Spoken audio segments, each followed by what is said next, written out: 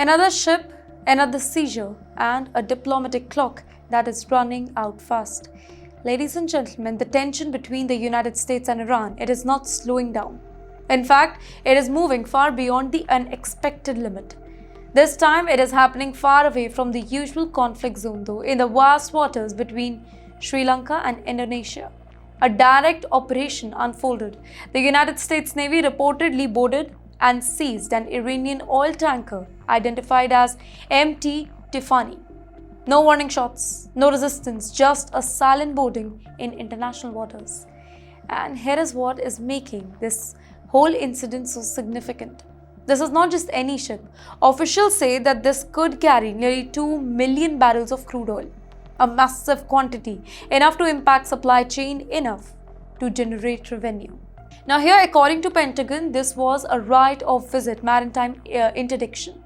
A technical term basically, but in simple terms, it means the ship was stopped, checked, and taken under control by the forces of authority at the sea. Here, US officials claim that the tanker is linked to Iran's dark fleet, basically a network of vessels allegedly used to move oil secretly through ship-to-ship transfer and complex routing meant to avoid sanctions here. Well, if that is true, this is not just about one ship being targeted. It is an entire hidden system.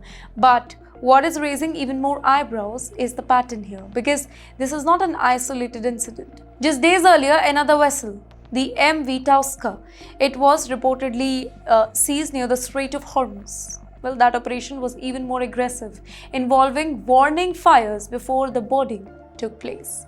So here we have two ships, two regions, two rapid actions, and a clear signal emerging from Washington.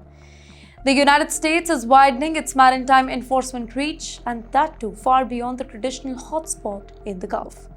And all of this is happening at the very sensitive moment. Ladies and gentlemen, behind the scenes, negotiations between the US and Iran, they are still ongoing, with talks linked to Pakistan as diplomatic channel. But there is a problem.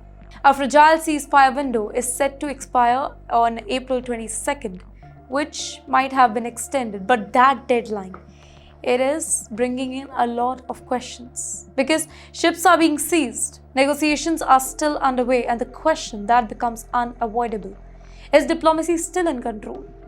Well, or is the whole situation already slipping into the next phase of confrontation?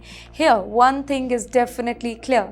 The seas are no longer just trade routes. They are becoming the front line of a much larger geopolitical standoff.